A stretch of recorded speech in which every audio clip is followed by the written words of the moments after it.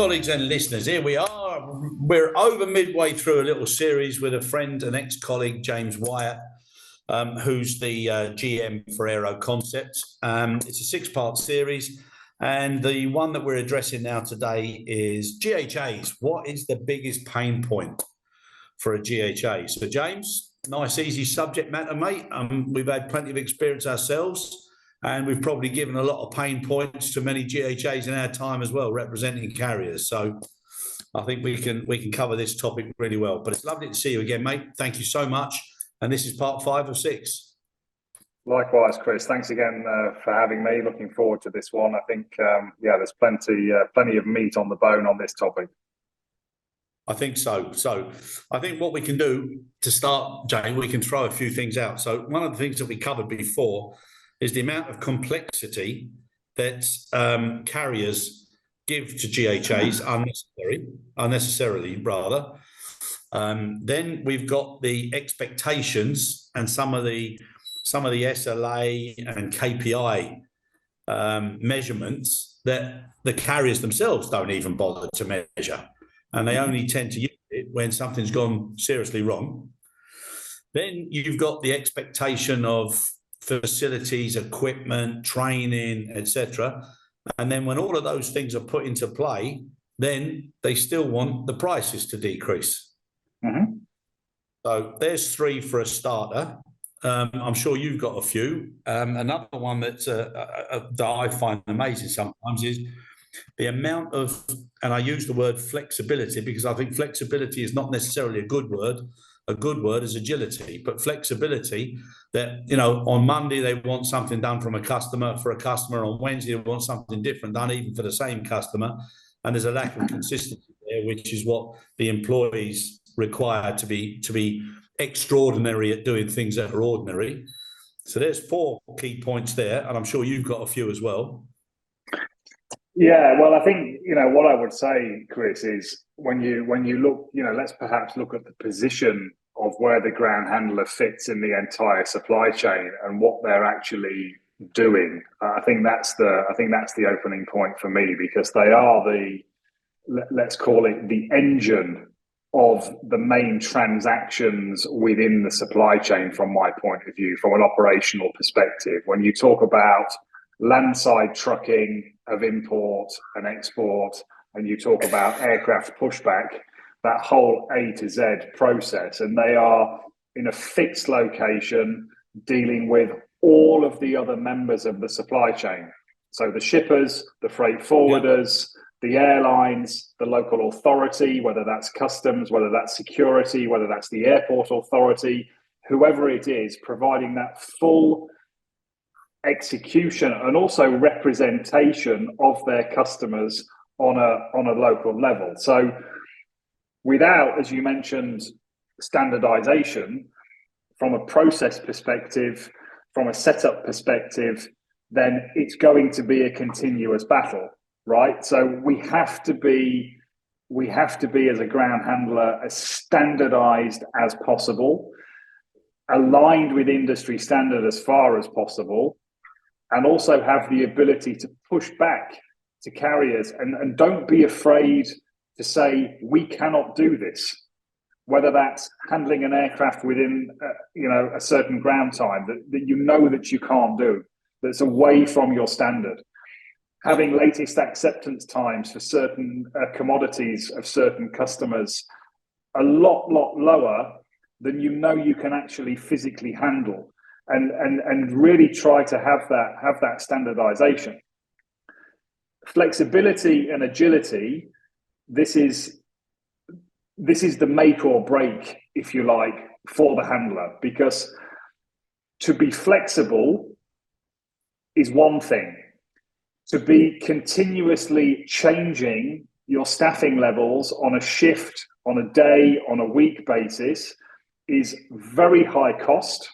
It's very high on the efforts to continuously monitor what the customers are doing. For example, the service level agreements linked to on-time performance, whether that's arrival, on-time arrival, let's take, where the carrier gives the handler the schedule in advance. Of course, they always get the winter and the summer timetable in advance, and then there are, of course, ad hoc changes, whether that's cancellations, additional flights, and so on.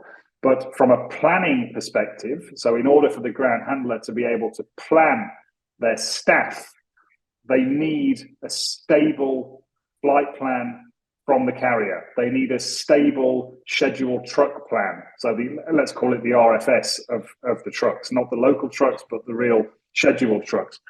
They need that visibility, and they need that consistency in being able to plan, to be able to execute effectively. There will always be a degree of flexibility. There has to be, because we work in operations. It's never perfect every single day, and we have to be ready. There has to be a buffer, but we also have to be in a position to say, if you're coming in 3 hours off schedule, for example, we can't guarantee that we can handle you within the ground time, which is in the SLA.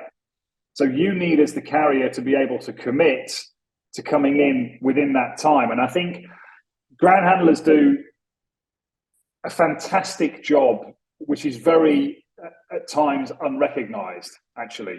Yeah. When you're in the seat of the carrier, as we have been, it's very easy to sit there and pull and play and, demand this, demand that, demand the other, based on the customer. And I fully understand the reasons why. But the airlines have to understand the impact it's having on the ground handler and what it really means for them in terms of them being able to deliver the right quality for the carrier. And you can see it, with some of our clients. You see the carriers that operate on time, the carriers that do what they say they're going to do from a contractual perspective, from a schedule perspective, get handled in higher quality than the carriers that consistently come off schedule. So there's obviously, some good theory in sticking to what you say you're going to do. Yeah, no, 100%. And I think I'm actually thinking back now, James, and I think we spoke and we had a little bit of a laugh one night when things were quite challenging in a particular organisation that we were both working in. And we came to the assumption that it's quite simple to make things hard, but it's bloody hard to make things consistently simple. Yeah. And the amount of people that throw so many, unplanned and too much flexibility. And for me, that's why I'm saying flexibility is a weaker word than agile. I think if you're agile, you anticipate certain change and you've got a structure to change. But if you're flexible, it just means that you do whatever people want, And I agree with you. I think some of the handling agents now they've made a rod for their back, and the time to start not so much just putting your foot down and saying no, but just saying, look, why can we not just work to industry best practices? We spoke about the IHM, the AHM, and the IGOM. Why can't we just stick to standard? And now the way the ICHM has developed with its outline of various processes now shows nice, simple overviews at the beginning of each chapter. It takes you all the way from a consignee to a shipper. It's a nice storyline. It's actually a great book for anybody who wants to get into the industry.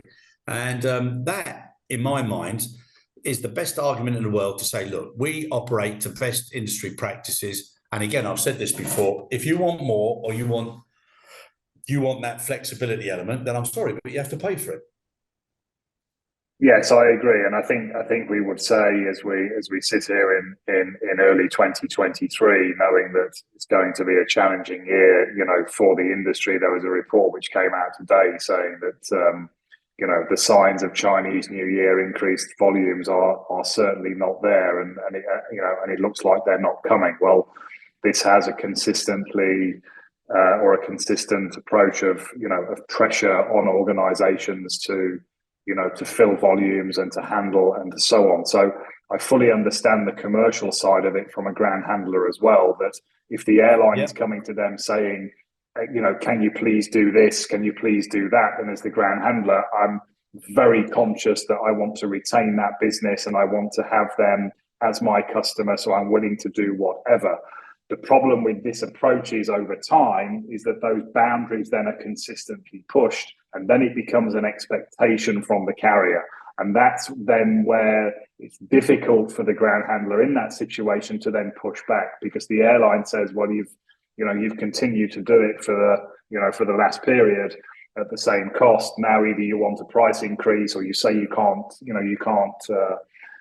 deliver it anymore. So it's a very fine line, and I always take the approach of the two circles, the two big circles of the ground handler and the airline, and then you have that sweet spot in the middle, and having the ability to stay within that sweet spot where you're able to be, as the handler, efficient, delivering high quality at good cost, or at low cost, and keeping your customers happy, keeping your NPS scores at a consistent level.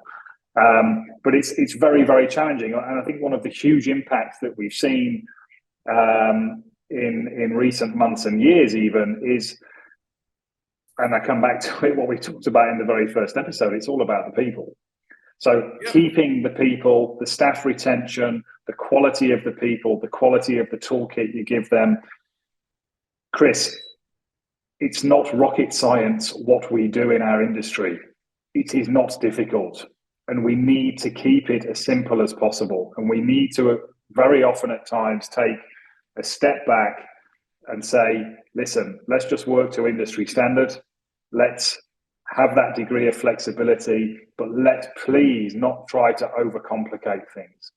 Standard import and export processes for a cargo terminal operator are not difficult. Yeah, right? no, and as you said, the most important thing is people, and equally the most infuriating thing is also people, because some people have got a higher mighty approach that I want, you must, etc. And I think now, as the markets are changing and things aren't going the way people estimate, and I think there's no real experts anymore, because everything that was normal is not normal now, and it happens so quickly. People wonder why. But I think this is a great tactical opportunity for GHAs, who are now going to be put under a bit of pressure potentially, to say, look, okay, we understand those arguments, we understand that point of view. However, let's keep two things separate. One is where we are from a financial and an economical perspective and the way the market is moving. But if we're making some considerations there, then please let's start to clean up all the complexities that you're expecting as well, and at least give us the chance to have that simplified, so it's easier for our people, especially if those people are going to be reduced in the future.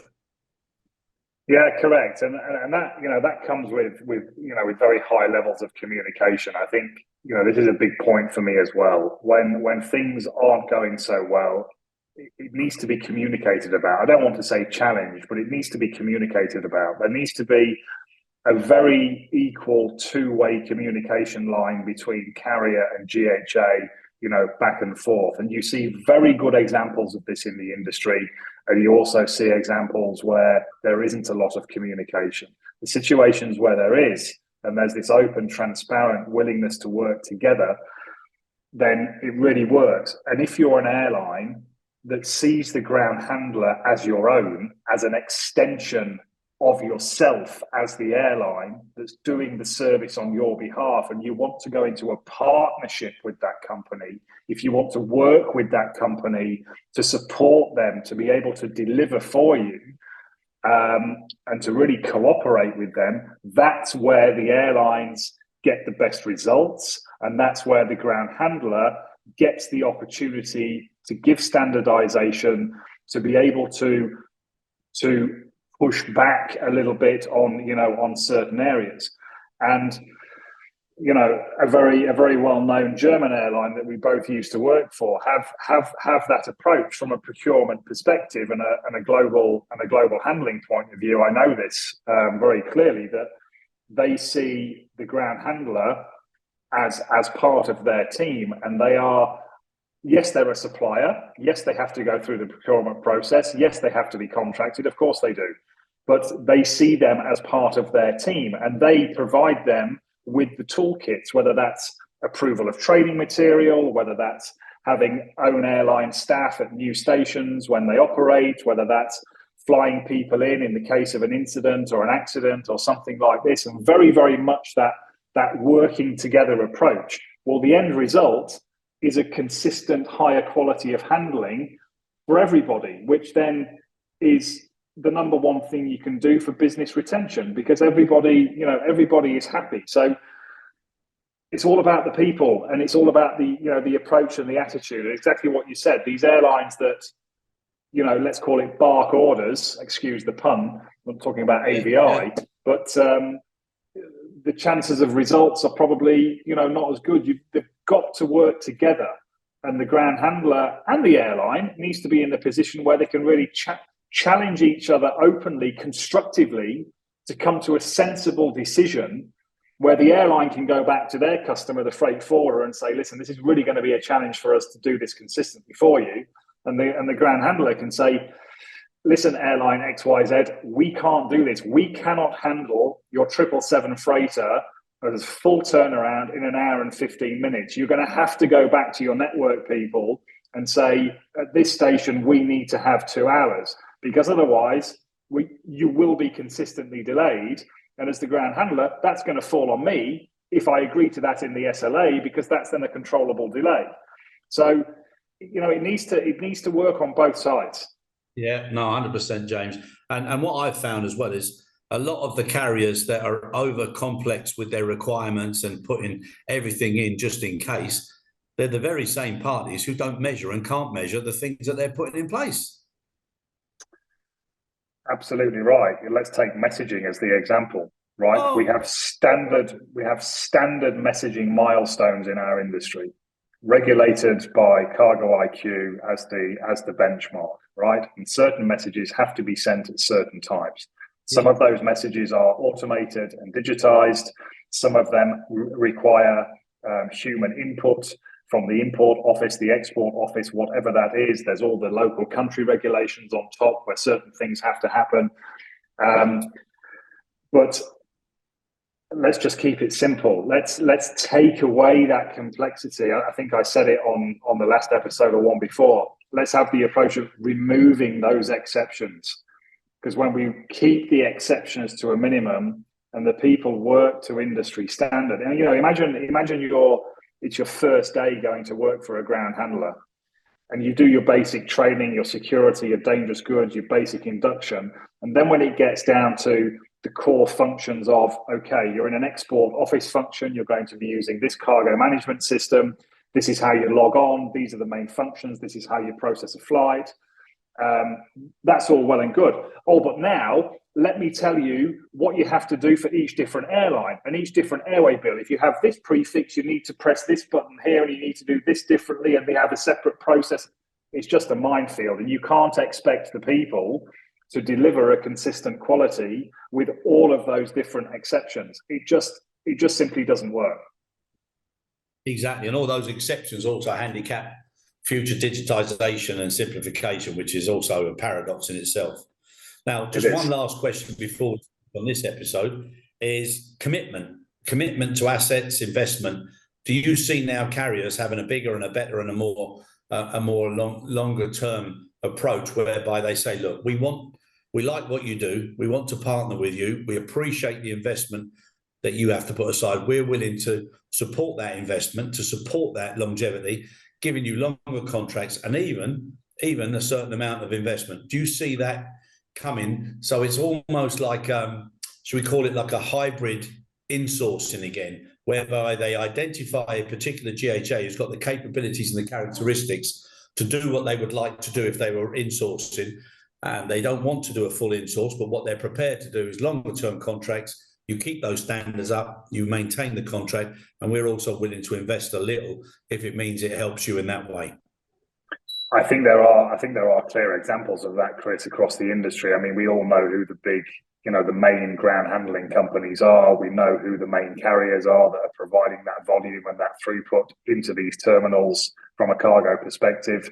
And I think there are clear examples of that, and that's a win-win, on both sides. If the carrier views the ground handler as an extension of their own organization and is willing to commit, I would also say what's long-term in a contract situation in today's world, right? With the various get-out clauses that, that are in there and everything, you could have a 10-year contract, but then there's, a 60-day exit clause based on, certain criteria. So if there's that commitment of investment combined with the contract and the longevity of the contract, and there's that real willingness to work together, then I think it's a great model. And if you're a carrier that's flying in to, let's call it, one of the well-known destinations that you're going, that you're going to continually fly into, whether that's Hong Kong, whether it's London, whether it's Dubai, whatever it is, then you would go into that longer term agreement, and it's stability on all levels. And from a commercial perspective, you're able to commit, to the freight forwarder if you're the airline, or to the airline if you're the ground handler. So yeah, I'm fully supporting that. And you see, I think it's going to be an interesting time as well with mergers and acquisitions. I mean, we've seen that, with Menzies Aviation recently, with their takeover from NAS.